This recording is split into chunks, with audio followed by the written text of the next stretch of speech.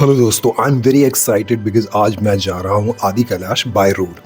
सो क्या क्या डिटेल्स हैं, ये जो वीडियो रहने वाला है ये बहुत ही डिटेल में रहने वाला है। मैं आपको सारी चीज़ें दिखाऊंगा कि कहाँ पे प्रॉब्लम आती है, कहाँ पे इंजॉयमेंट आता है। तो ये सारी चीज़ें जानने के लिए दिल्ली से लेके आदि कैलाश का पूरा डिस्टेंस क्या होने वाला है, कहाँ कहाँ हम रुकने वाले हैं, क्या परमिट होने वाला है, ये सारी चीज़ें मैं आपको डिटेल में बताऊँगा।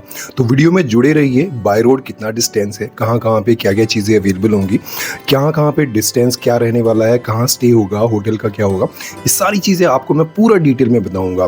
तो चलिए शुरू करते हैं, जहाँ पे हम चलते हैं आदि कैलाश महादेव भोले के दर्शन करने। तो दोस्तों, हमारी जर्नी दिल्ली से स्टार्ट होके हम जाएंगे गाजियाबाद, गाजियाबाद से मुरादाबाद, मुरादाबाद से होते हुए हम जाएंगे रामपुर, देन रुद्रपुर, रुद्रपुर से हमारी जर्नी होगी खाटीमा एंड टनकपुर, जहाँ से पहाड़ स्टार्ट होते हुए हम पहुंचेंगे पिथौरागढ़। सो जो टोटल डेस्टिनेशन है वो 400 किलोमीटर्स का होने वाला है। सो दोस्तों, एज यूजुअल कोई भी ट्रिप हो, एंड ट्रिप में क्या होता है कि आपको ना बाकी लोगों का भी वेट करना होता है। तो यहाँ पे भी जो मेरे राइडर्स हैं साथ के, वो एज यूजुअल लेट हैं। तो देखते हैं कितना टाइम लगता है, वेट कर रहे हैं, एंड वेट करने के बाद ही फिर यहाँ से हम ऑनगोइंग होंगे। अभी मैं खड़ा हूँ बाईपास रोड पे, बाईपास रोड पे ही सारी इन्फॉर्मेशन, फिर यहीं से हम जाएंगे। तो आगे चलिए वेट करते हैं, जैसे ही आते हैं फिर आगे का कंटिन्यू करते हैं। चला जाता हूँ किसी की धुन में, धड़कते दिल के तराने लिए। गुड मॉर्निंग दोस्तों, अब हम जा रहे हैं भोलेनाथ से मिलने उनकी ही नगरी में आदि कैलाश। देखिए, सफ़र का जो मज़ा आता है वो आता है साथी और रास्ते से, लेकिन मंजिल जो है वो बहुत ही इम्पोर्टेंट रोल अदा करता है। लेकिन मंजिल से ज़्यादा ज़रूरी होता है वो होता है रास्ते का सफ़र, क्योंकि रास्ते के सफ़र में ही आप अपने दोस्तों के साथ में इंजॉय करते हैं, अपनी यादें बनाते हैं, और साथ ही में वो पल जो ज़िंदगी भर आपको याद रहने वाला है। सो इसी तरह से दोस्तों, अभी तक जो है रास्ते में बहुत ही मज़ा आ रहा है, क्योंकि देखिए अगर रोड की कंडीशन देखें तो अभी तक A1 रोड की कंडीशन है। कोई भी ऐसा पैच नहीं आया है जिसमें छोटे मोटे गड्ढे भी मिल जाएं। रोड की कंडीशन आप भी देख सकते हैं, A1 है, जो एक राइडर के लिए one of the best thing होती है। इसके साथ ही में हम यहाँ पे अब ढाबे पे रुकने वाले हैं, क्योंकि मॉर्निंग हो चुकी है, एंड सुबह काफ़ी थकावट तो नहीं हो रही है, बट ये है कि सुबह चाय पीने की आदत है, तो एक चुस्की का आनंद लेना बहुत ज़रूरी है। तो चलिए इसी तरह से आप इंजॉय कीजिए इस रास्ते को, और हम देखते हैं कि नेक्स्ट कौन सा ढाबा आएगा, क्योंकि जहाँ पे हम एक अच्छी सी चाय का इंजॉय कर सकें।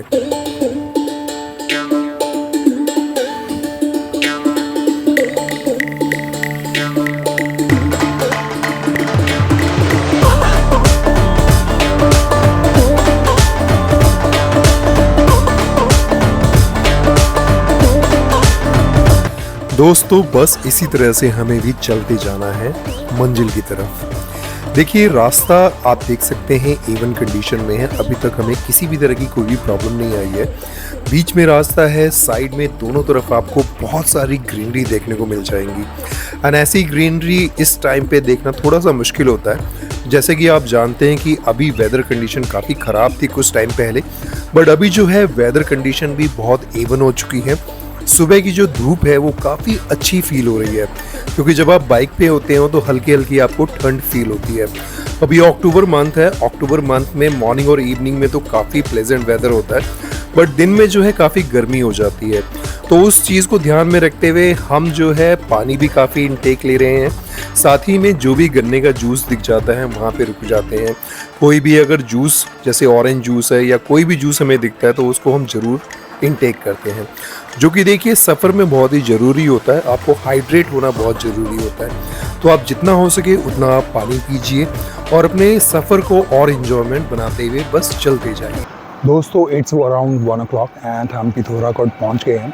यहाँ पे पिथौरागढ़ 147 किलोमीटर्स रह गया, जो कि 4 to 5 आवर्स लग जाएंगे, क्योंकि अब यहाँ से जो है प्रॉपर पहाड़ स्टार्ट हो गए हैं। एंड बेस्ट पार्ट ये है कि दिल्ली से लेके यहाँ तक road condition one of the best है। आपको बिल्कुल भी फील नहीं होगा कि आप पहाड़ों की तरफ जा रहे हैं। रोड की कंडीशन बहुत अच्छी है, पूरा एकदम अच्छा A1 कंडीशन का रोड आपको मिल जाएगा। एंड यहाँ से अब जो है पहाड़ स्टार्ट होने वाले हैं। तो चलिए अब यहाँ से आगे की जर्नी आपको दिखाते हैं। सो दोस्तों, टनकपुर से हम चल चुके हैं। आप देख सकते हैं कि कितनी प्यारी यहाँ पे सीनिक व्यू आने वाला है। बीच में रास्ता है एंड साइड में देखिए कितने सारे घने जंगल हैं। ग्रीनरी का पूरा ध्यान है क्योंकि उत्तराखंड जो है देवभूमि है और यहाँ पे हरियाली का पूरा ध्यान रखा जाता है। तो हम निकल चुके हैं। 147 किलोमीटर टोटल यहाँ पे डिस्टेंस रह जाएगा पिथौरागढ़ का, जो कि हम शाम तक पहुँच जाएंगे। अब यहाँ से जो है पहाड़ों की जो श्रृंखला है वो स्टार्ट हो जाएगी।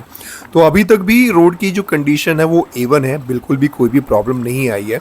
चलिए अब मैं आपको यहाँ से पहाड़ों के दर्शन कराने जा रहा हूँ।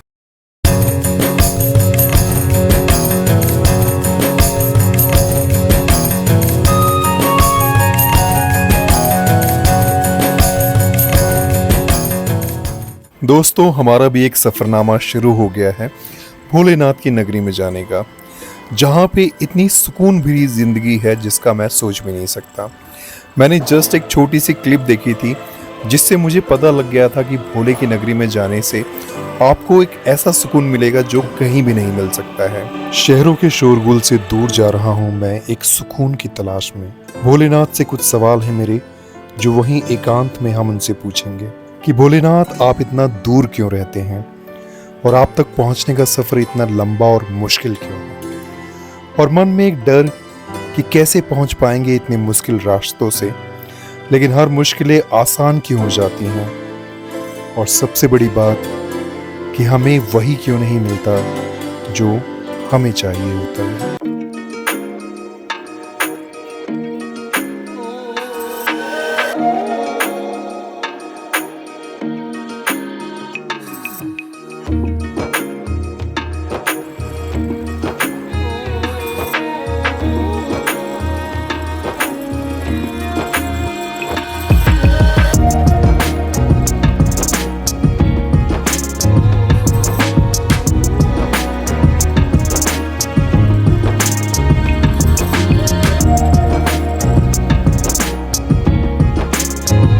दोस्तों, ऐसे सफ़र में अच्छे गानों का होना बहुत ही ज़रूरी होता है।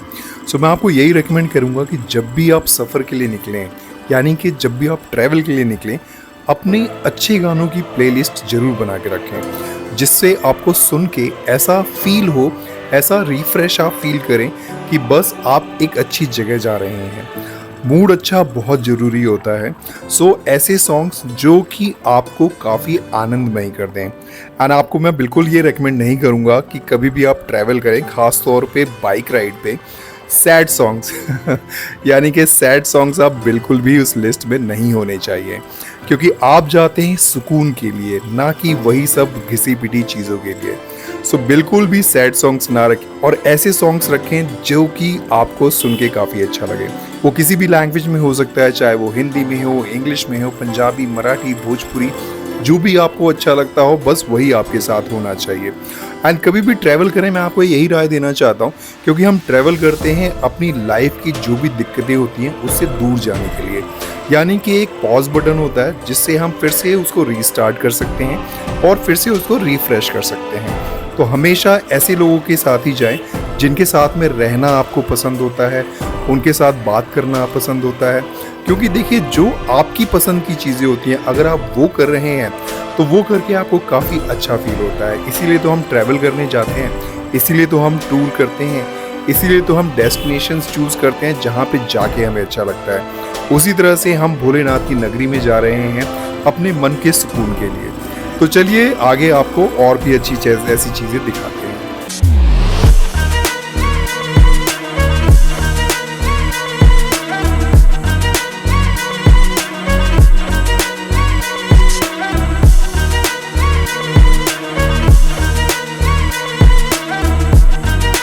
दोस्तों, ये धूप देख के इतना मज़ा आ रहा है पूछिए मत, क्योंकि क्या होता है कि जब भी रेनी सीज़न होता है वेदर तो काफ़ी अच्छा हो जाता है, प्लेजेंट भी हो जाता है, बट जो लैंडस्लाइड होते हैं वो बहुत देखने को मिलते हैं। बट एक चीज़ ये भी है कि जितना ज़्यादा मज़ा आता है सज़ा उतनी ही बढ़ जाती है। रेनी सीज़न में आपको स्लश बहुत देखने को मिलता है, लैंडस्लाइड बहुत ज़्यादा हो जाती है, जो कि बहुत ही डिफ़िकल्ट हो जाता है कहीं भी ट्रैवल करने पे। और ख़ास तौर पे आदि कैलाश का रास्ता ऐसा है कि दारचूला से लेके गुंजी का रास्ता, अगर बारिश हो रही है तो भूल के भी मत जाइए वहाँ पे। रास्ता बहुत ही स्लशी हो जाता है, राइट साइड में पूरी खाइयाँ होंगी, माउंटेन्स हैं वहाँ पे, काफ़ी सारा स्लश हो जाता है। एंड उसके साथ में बारिश की वजह से बहुत ही ज़्यादा मुश्किलें हो जाती हैं आगे सफ़र करने में। बट अभी जो है मॉनसून काफ़ी अच्छा है, रेन बिल्कुल नहीं है, क्योंकि देखिए कभी भी ट्रैवल करने से पहले आपको वेदर रिपोर्ट ज़रूर चेक करनी है। सो यही चीज़ हमने भी करी थी, हमने भी पूरा वेदर रिपोर्ट चेक किया। सो 6 अक्टूबर से लेके 10 अक्टूबर के बीच में रेन्स वहाँ पे दिखा रही थी। सो हमने उसको बिल्कुल अवॉइड किया, जो कि बहुत ही अच्छा डिसीजन हमारा माना गया, क्योंकि इस दिनों में काफ़ी सारी लैंडस्लाइड हुई थी और जाने के लिए बहुत ही मुश्किलें भी आई थी। सो 11 अक्टूबर हमने ये चूज़ किया है। इसमें क्या है कि जो रेनी सीज़न है वो बिल्कुल ख़त्म हो गया है, सनी एरिया आ गया है, जो भी स्लश वगैरह था वो पूरा सूख चुका है। तो इसी चीज़ को ध्यान में रखते हुए हमारा जो सफ़र है वो काफ़ी ईजी हो गया है। तो इन सब चीज़ों का बहुत ध्यान रखिए कि आपको क्या चीज़ ट्रैवल करनी है, कहाँ पे करनी है, क्या वहाँ का वेदर होने वाला है। क्योंकि देखिए अगर आप 4 व्हीलर यानी कि कार वगैरह से जा रहे हैं तो उतना फ़र्क नहीं पड़ता है, बट अगर आप बाइक वगैरह से जा रहे हैं तो बहुत फ़र्क पड़ता है। तो इन सब चीज़ों का बहुत ध्यान दीजिए और इन्हीं सब चीज़ों के साथ में आप सफ़र को एंजॉय कीजिए, क्योंकि यहाँ पे देखिए कितने अमेजिंग व्यूज़ आने वाले हैं।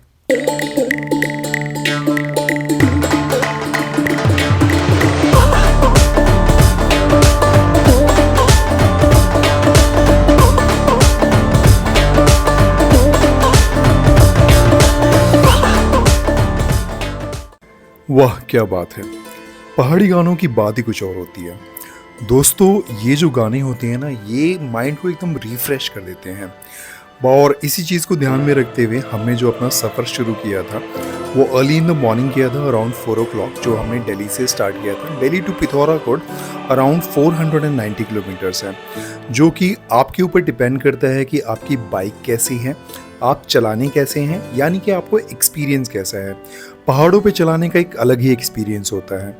और एक चीज़ मैं आपको बहुत ही ध्यान से बताने वाला हूँ कि देखिए अगर आपको बाइक चलाने का पैशन है तो ही आप बाइक से आइए, क्योंकि क्या होता है कि बाइक को ईजी नहीं होता है चलाना। और सबसे बड़ी चीज़ ये होती है कि उसमें आपके जो बम्स हैं वो जवाब देने शुरू हो जाते हैं। तो देखिए अगर ये 15 मिनट का वीडियो है, सो 15 घंटे लगते हैं इस पूरे डेस्टिनेशन को कवर करने के लिए, जो कि बहुत थका देने वाला काम होता है। बट देखिए हमें तो पैशन है ट्रैवल करने का, चाहे वो बाय कार हो या बाय बाइक से हो, तो हम इस चीज़ को मैटर नहीं करते हैं।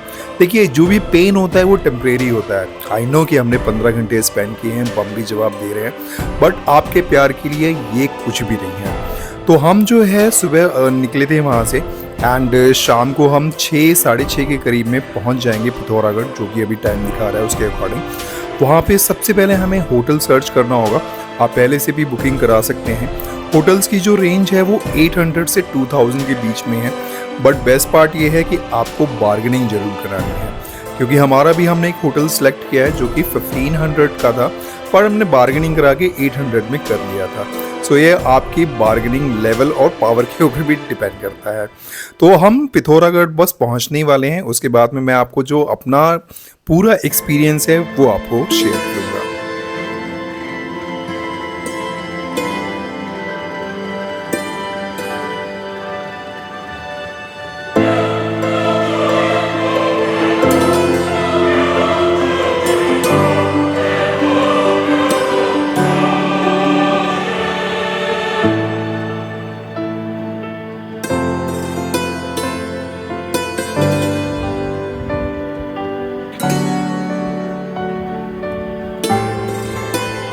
दोस्तों अभी हम हैं पिथौरागढ़ में, एंड पीछे आप वेदर देख सकते हैं, काफ़ी प्लेजेंट है। एंड अभी ना सुबह 7 o'clock का टाइम है, तो हल्का सा फॉगी वेदर है। बाकी आप यहाँ देख सकते हैं कितना अच्छा ये पीछे का बैकग्राउंड है। एंड पिथौरागढ़ काफ़ी जो है रिहायशी इलाका है, यहाँ पे आपको काफ़ी सारी चीज़ें मिल जाएंगी।